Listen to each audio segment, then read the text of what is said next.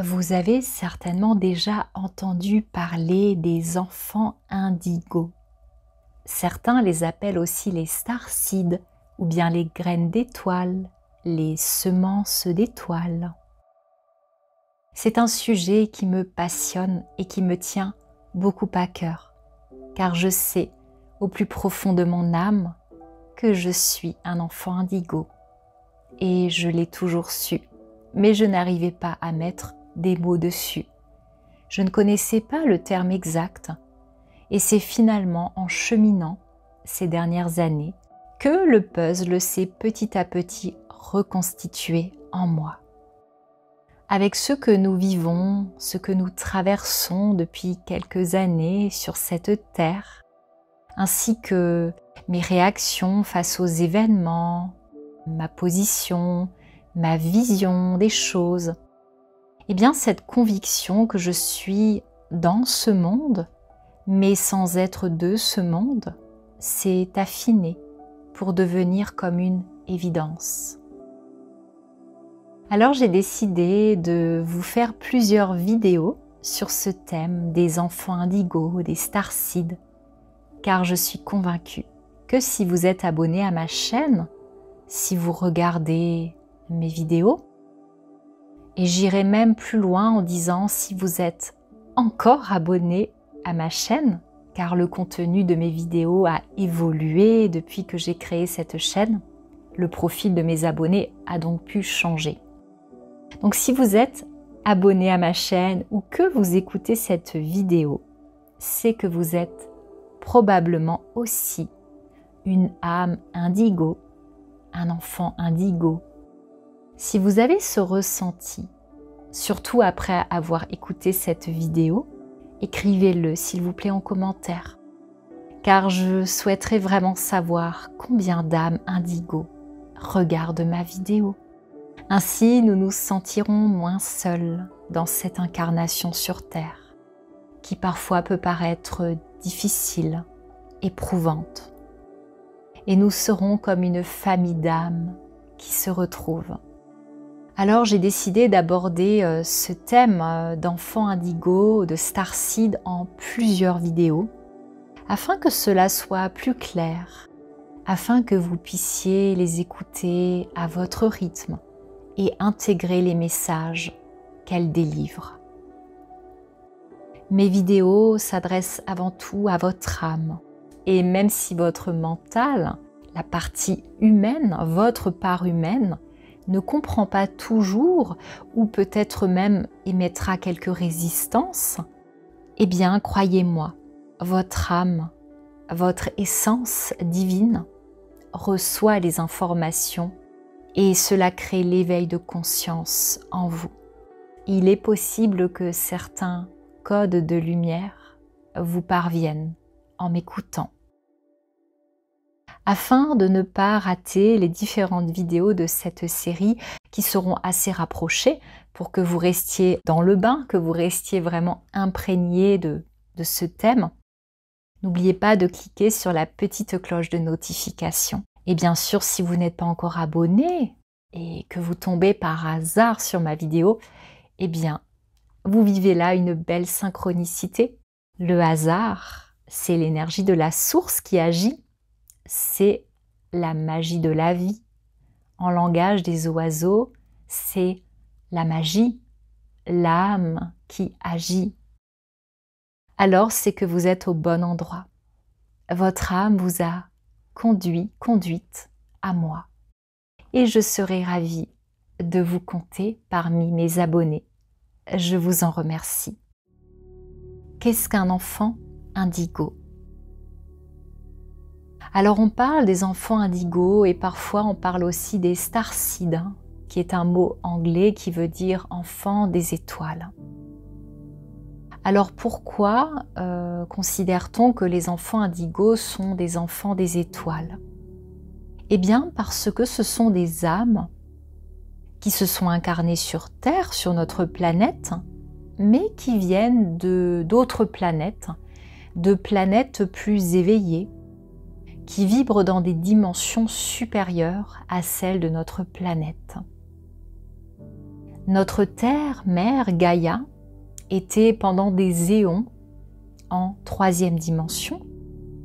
Et depuis le changement d'ère, depuis le passage de l'ère du Poisson qui a duré 2000 ans à l'ère du Verseau, eh bien Gaïa ascensionne en 5e dimension. La 4e dimension étant plutôt un passage.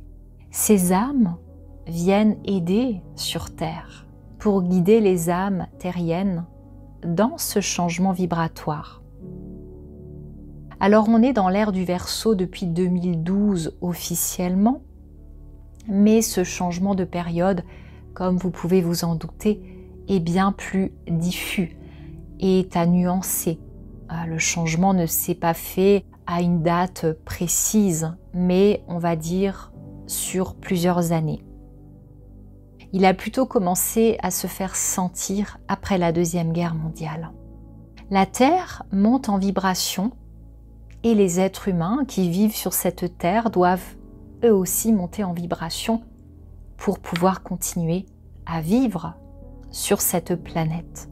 Alors ces âmes qu'on appelle les enfants indigos sont venus pour participer à l'ascension planétaire, pour venir ancrer la lumière de la source créatrice dans cette dimension et sur Terre. On les appelle les pionniers, les éclaireurs, les artisans de la nouvelle Terre.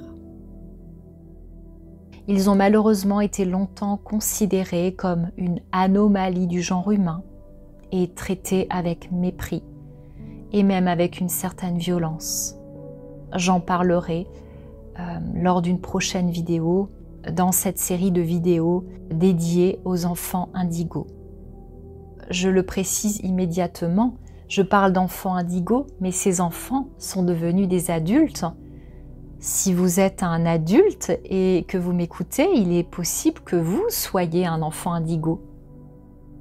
Vous allez comprendre dans quelques instants.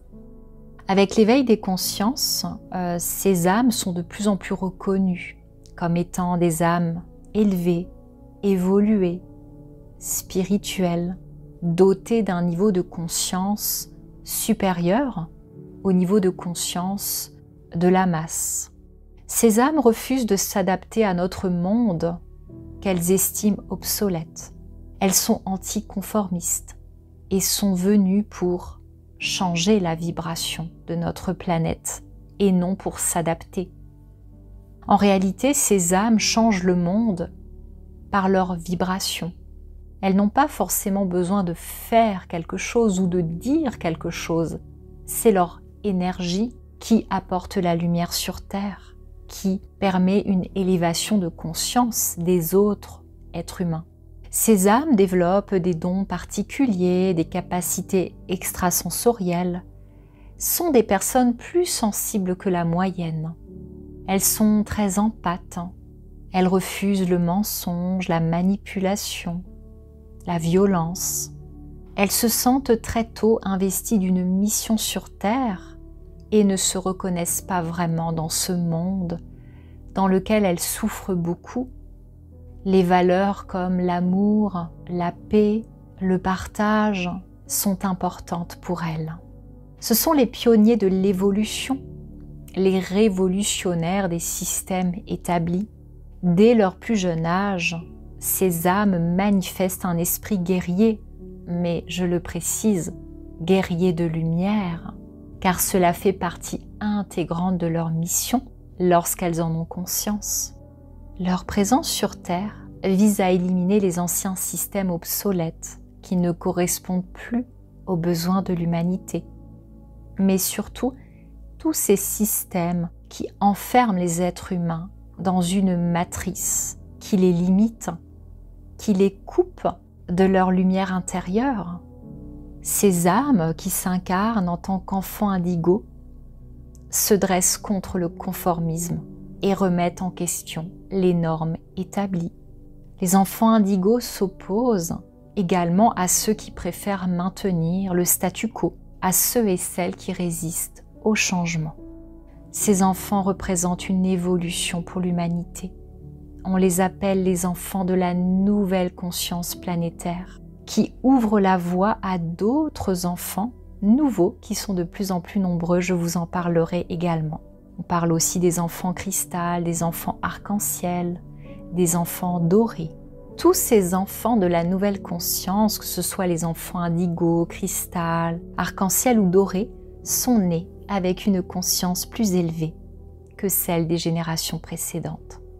J'aborderai également les notions d'enfants cristal, arc-en-ciel et doré dans l'une des vidéos de cette série. Ces enfants portent en eux la mémoire de leur empreinte originelle, destinée à nous guider pour manifester notre meilleur potentiel, afin que nous puissions co-créer ensemble un nouveau monde. Et ils utilisent leurs dons, leurs facultés, leur sensibilité pour y parvenir. Dès leur incarnation sur Terre, ils sont connectés à leur être intérieur, à leur âme, et sont à l'écoute de leurs sens, que ce soit les 5 sens comme l'ouïe, la vue, l'odorat, le goût, le toucher, mais aussi à leur 6e sens, c'est-à-dire leur intuition, et leur cœur rayonne d'amour. Ils ne sont pas connectés au mental, mais au cœur. Cette connexion leur permet d'utiliser de manière spontanée les 2 hémisphères de leur cerveau, le côté gauche qui est plus logique, siège de la parole, et le côté droit plus intuitif et siège des émotions. Ils intègrent tous les aspects de leur être, sans oublier bien sûr l'amour inconditionnel, l'amour de la source, l'amour inconditionnel qui caractérise si bien la 5e dimension. Car malheureusement, dans la dimension dans laquelle notre Terre était ces dernières années, je dirais depuis des éons, on était plutôt dans l'amour conditionnel. Petit à petit, nous nous reconnectons à cet amour inconditionnel qui provient de la source. Alors, ces âmes sont précurseurs de la nouvelle conscience, mais ont souvent été mal compris par leurs parents et par les institutions comme l'école, en raison de la tendance des anciens systèmes de leur coller une étiquette, de les marginaliser. On les a longtemps considérés comme des enfants spéciaux, bizarres. Leur nature complexe et très sensible nécessite pourtant que l'on revoie totalement les approches éducatives et sociales afin de mieux les comprendre, de mieux s'adapter à leurs besoins, de mieux les intégrer sur Terre et surtout d'accueillir leurs merveilleuses facultés qui apportent tant de lumière sur Terre.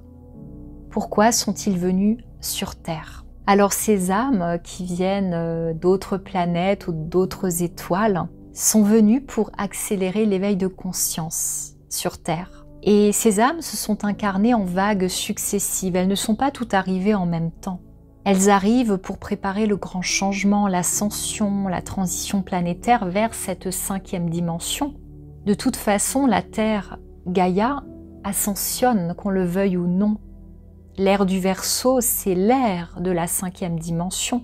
Je ferai d'ailleurs une vidéo spéciale sur l'ère du Verseau. C'est une ère durant laquelle l'être humain prendra conscience qu'il n'est pas qu'un corps physique, qu'en réalité il n'est pas un être humain connecté de temps en temps à la source, mais qu'au contraire, il est un être divin, un être illimité, un être qui fait partie de cette source, mais qui est venu s'incarner dans un corps physique, dans un véhicule physique le temps d'une vie. L'ère du Verseau, c'est aussi l'ère de l'énergie, où l'on comprendra vraiment que tout est énergie, qu'en réalité la matière, c'est de l'énergie qui a une fréquence vibratoire basse, mais qu'en réalité on peut tout transformer et que le pouvoir vient de nous, que nous avons le pouvoir en nous, sur notre vie, que nous n'avons pas besoin d'attendre un sauveur à l'extérieur. La 5e dimension est vraiment une ère vibratoire durant laquelle nous comprendrons qu'en réalité nous avons tout en nous, que nous avons la possibilité de réaliser absolument tous nos désirs à partir du moment où nous nous connectons à notre part divine. Et ces enfants indigos, ces âmes, sont illimités et se sentent animés d'une mission, car c'est leur raison d'être sur Terre. Si elle n'avait pas cette mission d'éveiller les consciences, elle ne serait jamais venue s'incarner sur Terre. Car pour venir s'incarner sur Terre, elles ont dû abaisser fortement leur vibration.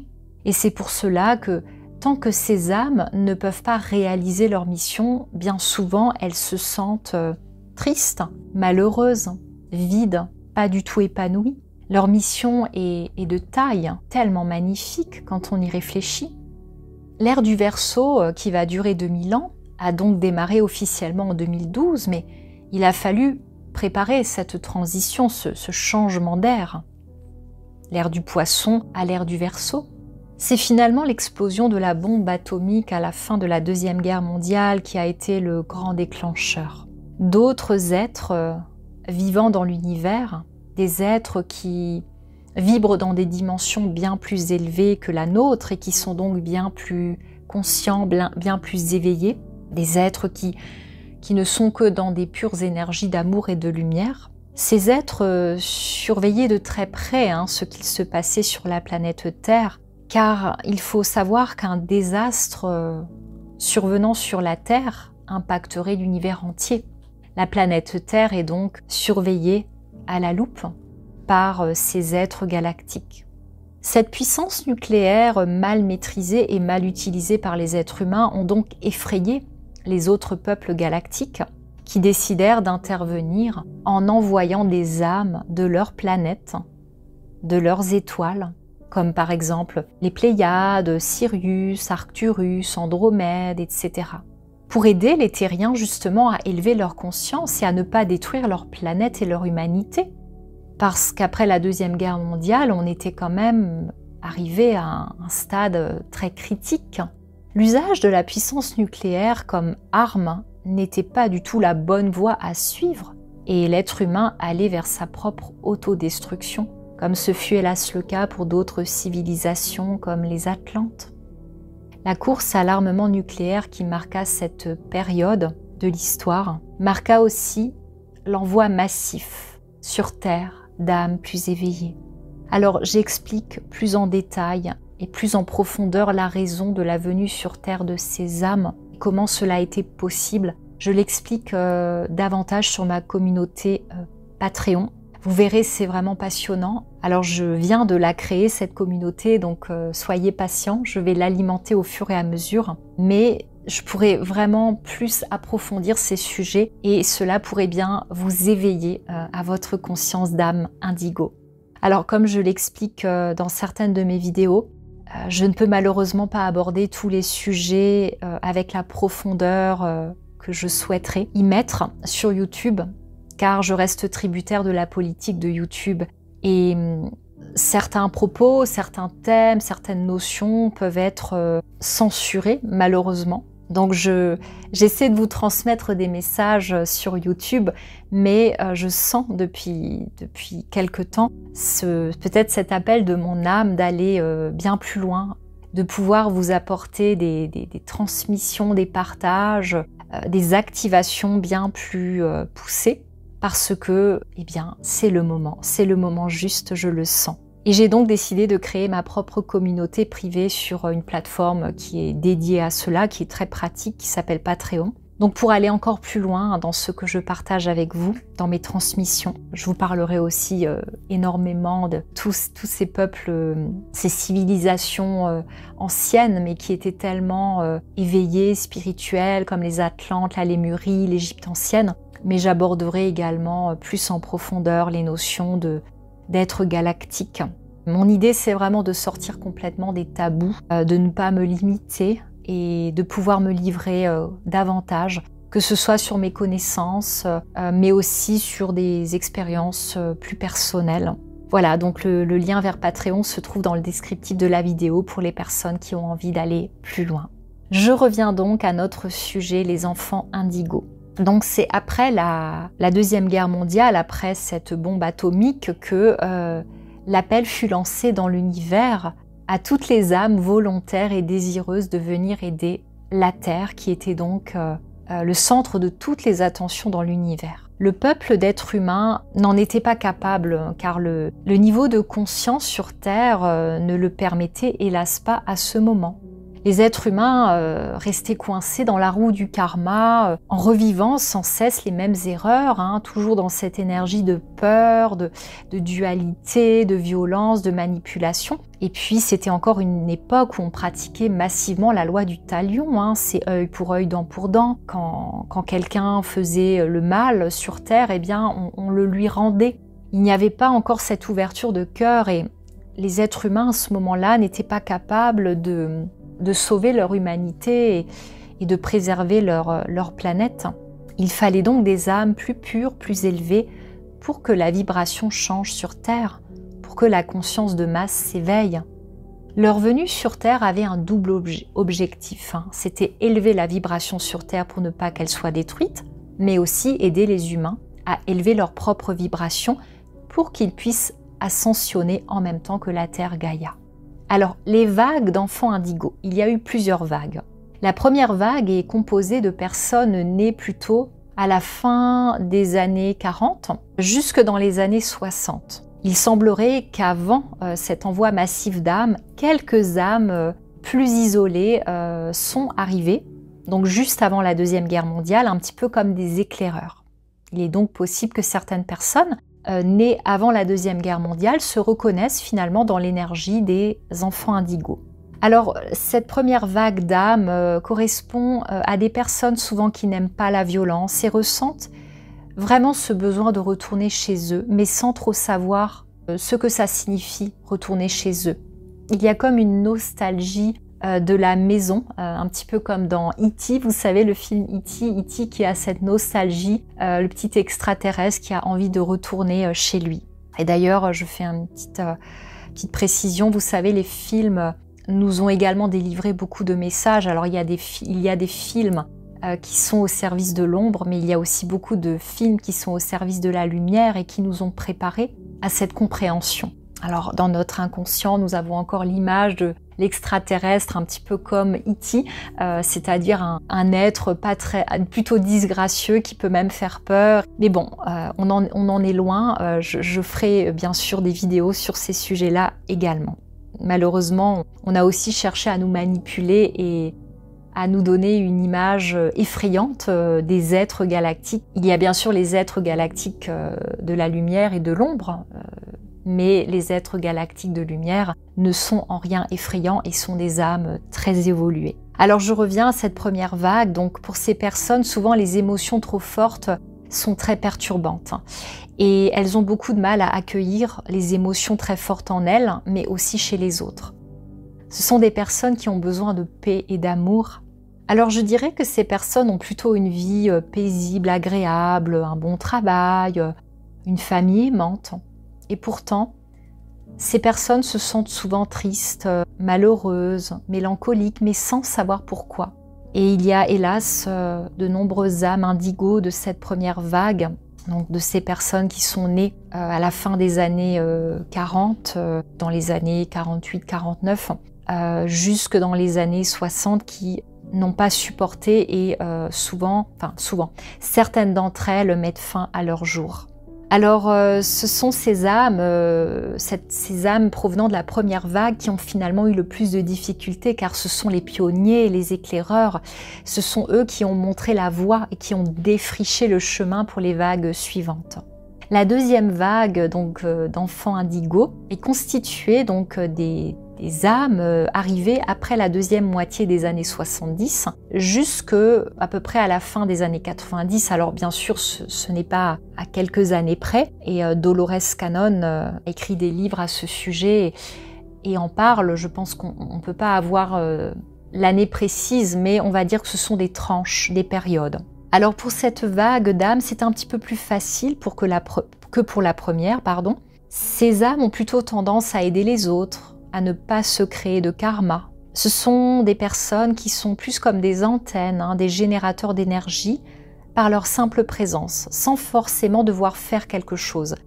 Donc ce sont des âmes qui ne sont pas forcément des thérapeutes ou des énergéticiens ou des guérisseurs, car elles n'ont pas besoin de faire un métier en particulier pour diffuser l'énergie et faire du bien autour d'elles. En fait, ces âmes, ces personnes n'ont qu'à se trouver en un lieu. Il suffit qu'elles se trouvent en un lieu, comme par exemple un centre-ville, une gare ou un hôpital, et leur simple présence diffuse une énergie, une lumière qui va élever la vibration des lieux et des personnes qui se trouvent en leur présence. Ce sont des personnes qui font du bien, quel que soit leur métier, mais elles n'ont pas forcément conscience qu'elles font du bien. Ça peut par exemple être une infirmière qui fait des soins à des personnes malades ou blessées et qui va s'entendre dire « Ah bah vous me faites tellement de bien, votre simple présence m'apaise ». Ou bien ça pourra être une fleuriste ou un boulanger qui va vendre du pain tous les jours et peut-être que ses clients vont lui dire bah, « Écoutez, votre chaleur me fait du bien, votre simple présence me fait du bien ». Alors souvent, ces âmes ont tendance à fuir la foule, ne sont pas du tout à l'aise dans les lieux où il y a beaucoup de monde. Certaines âmes de cette vague souvent ne veulent pas d'enfants, car elles ont conscience que ces enfants pourraient se créer du karma et rester coincés sur Terre pendant des vies et des vies. Ces deux premières vagues d'enfants indigos sont souvent nés dans des foyers assez immatures, dans lesquels les parents ne sont pas vraiment éveillés. On dit que les parents sont plutôt endormis spirituellement, ce qui n'est pas simple pour ces enfants parce que ils doivent faire face à plus de limitations, à plus de jugements. On leur met plus facilement les bâtons dans les roues et ils sont plus facilement incompris. La troisième vague est arrivée dans les années 2000 avec tout le savoir nécessaire en elles, inconsciemment bien sûr. Et d'ailleurs, cette vague d'enfants indigos, on les appelle aussi les enfants cristal.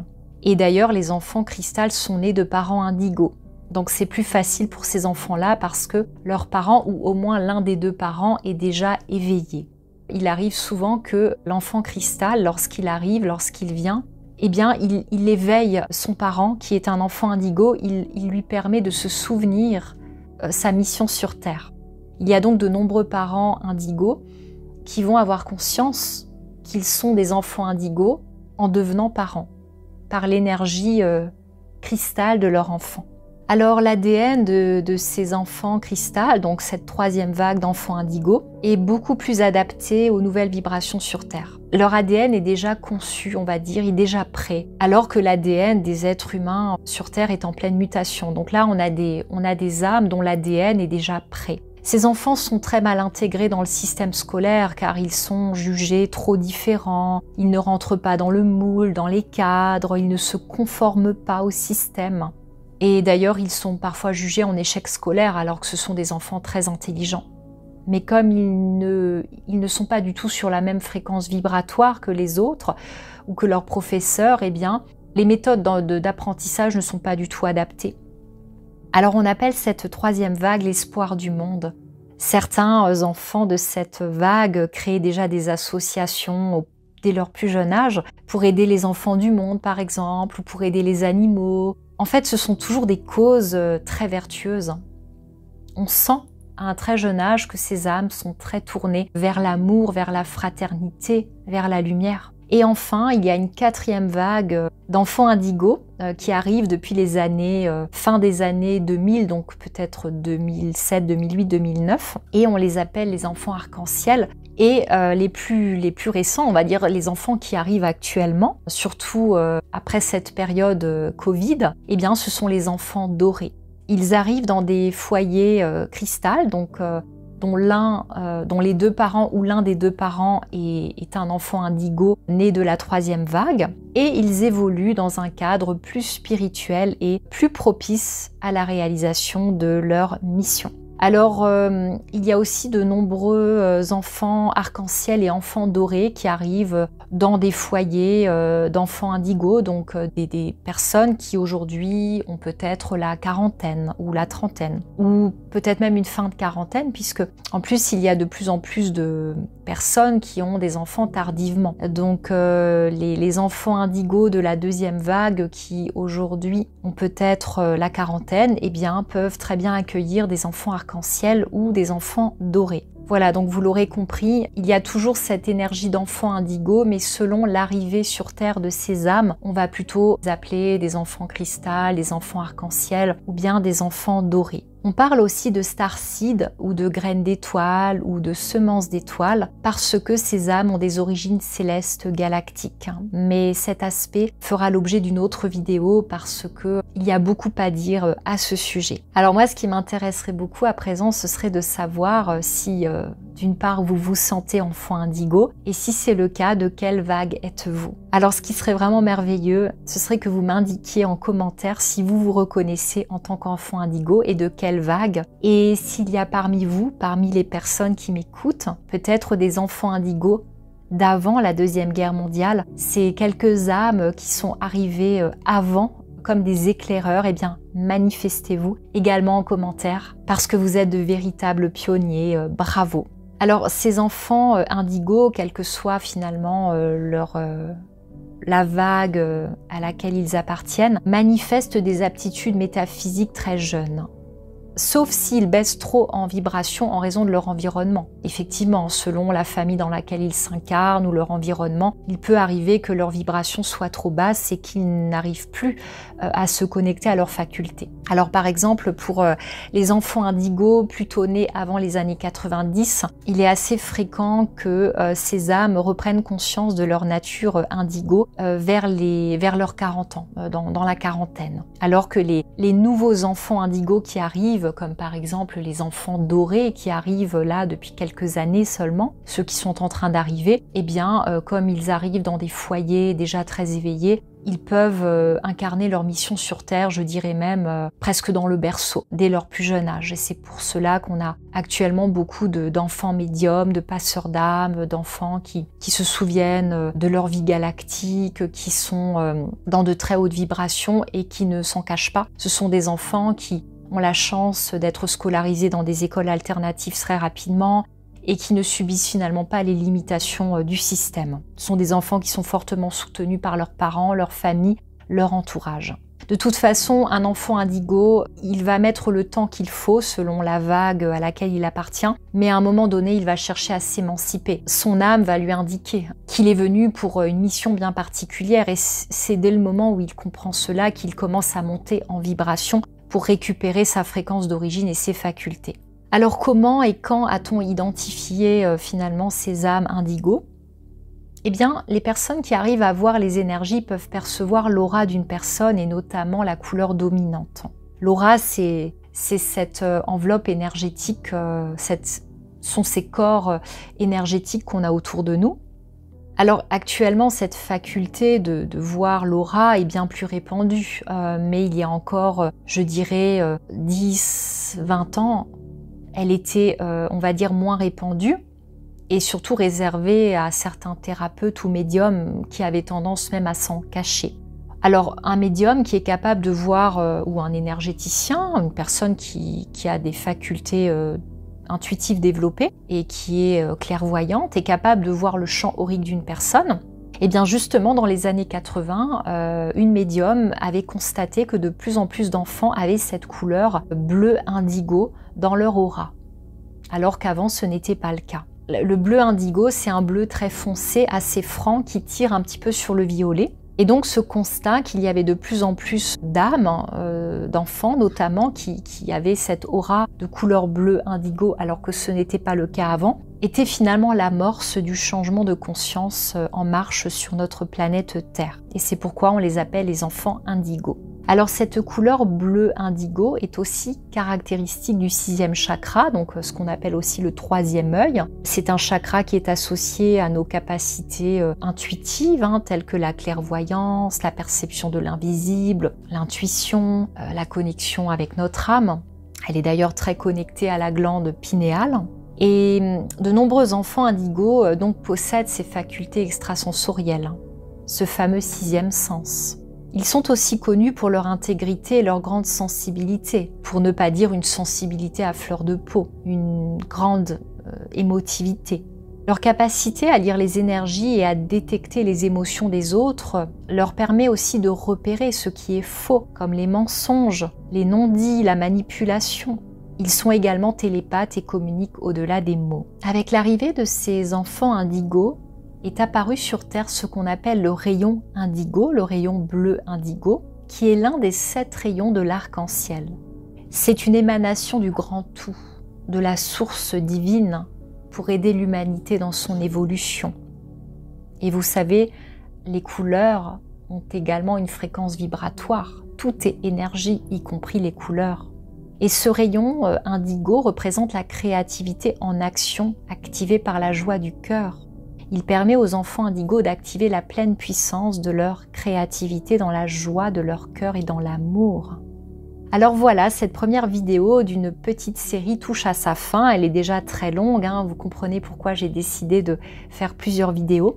Mais je suis persuadée que certains d'entre vous se reconnaissent déjà dans l'énergie indigo de ces âmes. Et pourtant, je ne vous ai pas tout expliqué. J'ai encore beaucoup de choses à vous dire sur ces enfants indigos. Je dirais que là, c'était plutôt une introduction. Et vous savez, c'est aussi cela qui m'a poussée à créer ma communauté privée sur Patreon. Car mon rêve, peut-être le rêve de l'enfant indigo que je suis, parce que vous le verrez, mais les enfants indigos sont des grands rêveurs. On les traite d'utopistes, mais en réalité, ils ont une vision du futur. Et ils savent souvent ce qu'il faut faire pour mettre plus d'amour et de lumière sur Terre. Et donc je disais mon rêve, peut-être mon rêve d'enfant indigo, c'est de pouvoir réunir toutes ces âmes stellaires venues sur Terre pour ancrer la lumière, pour inonder les cœurs d'amour et pour éveiller les consciences. À mes yeux, ma communauté Patreon, c'est un peu comme un espace vibratoire qui permet aux âmes d'une même famille de se retrouver. Et d'ailleurs, il y a même un chat sur cette plateforme qui nous permettra de chatter, d'échanger entre nous, entre vous et moi, mais aussi entre vous. Nous avons tant besoin de ce lien pour être plus forts, pour tenir bon en cette période si chaotique que nous traversons, que nous soyons d'ailleurs des enfants indigos ou pas. Nous avons voulu être là, sur Terre.